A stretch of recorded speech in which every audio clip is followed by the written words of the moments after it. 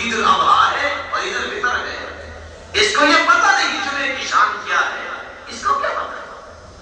اس نے تعلق تو جوڑا ہی نہیں مسلمانوں کے ساتھ، اس کے تو آئیڈیل ہی وہ لوگ ہیں جو اللہ کے ہاں مردود ہے، ملعون ہے، مطرود ہے۔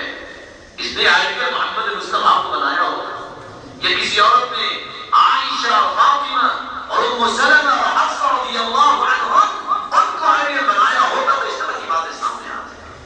انہوں نے اپنے آئیڈیل بدل لیے اور تعجب کی بات آپ سمجھیں گے، آپ کسی مجمع میں جا کے اشرف و مشرف کے نام پر پوچھ لیں، کسی شخص کو یہ توفیق نہیں ہوگی کہ اشرف و مشرف کے نام اس کو یاد ہو، لیکن کھلاڑیوں کے نام تمہیں بتا دیں گے، یہ بھی بتائیں گے کہ کس بیٹ میں رن کتنے بنائے تھے۔ یہ انسان کی دماغی کیفیت بن چکی ہے۔ ایسی کیفیت ہو تو پھر سوائے ذلت کے کچھ ہاتھ نہیں آتا۔ اللہ کے رسول صلی اللہ علیہ وسلم نے تو ان باتوں کو روکنے کے لیے انسان کی ہمجیت، بہیمیت، تحلل پسندی، اباحیت پسندی کو ختم کر کے بیلنس کیا تھا اسلام، ایسا اسلام جس میں کسی قسم کی کوئی بے آرامی نہیں ہے اور اس سے بڑا کوئی مستقیم دین ہے ہی نہیں۔ اس لیے اللہ سبحانہ و تعالیٰ نے اعلان کر دیا ہے وَمَن يَبْتَغِ غَيْرَ الْإِسْلَامِ دِينًا فَلَن يُقْبَلَ مِنْهُ وَهُوَ فِي الْآخِرَةِ مِنَ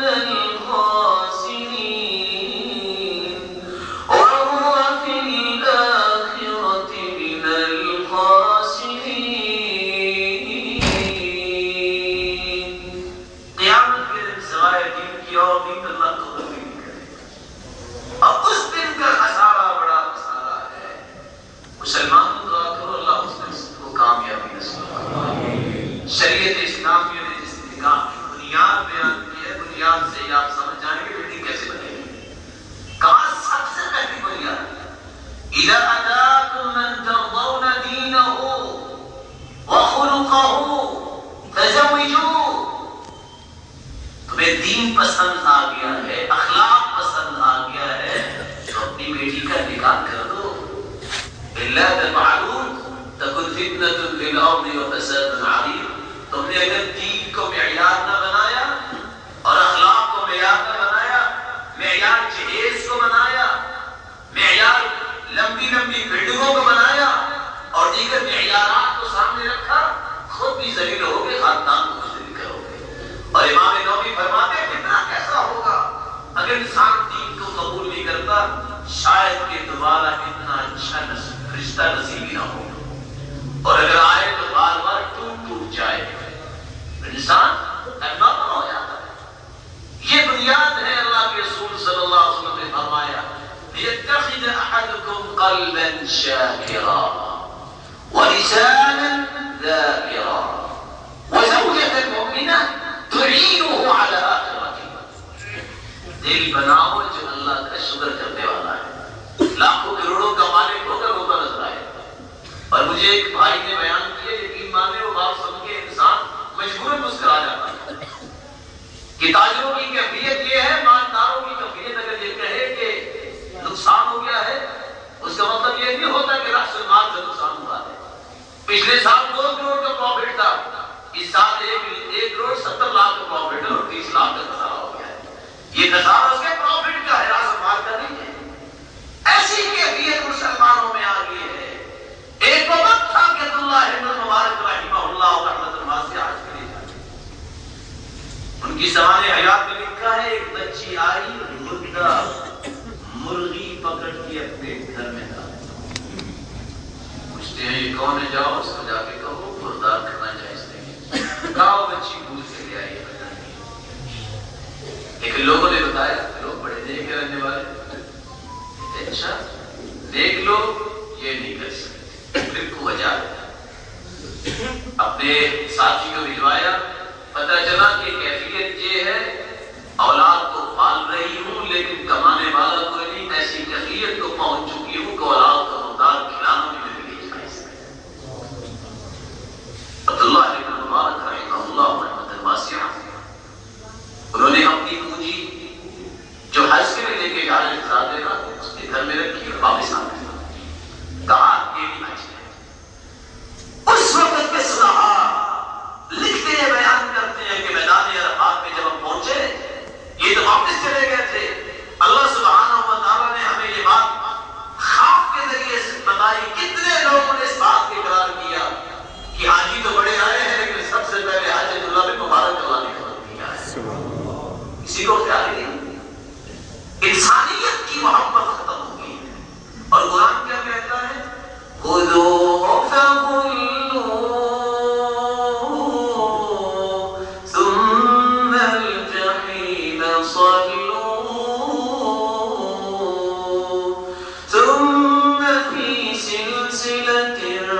زرعها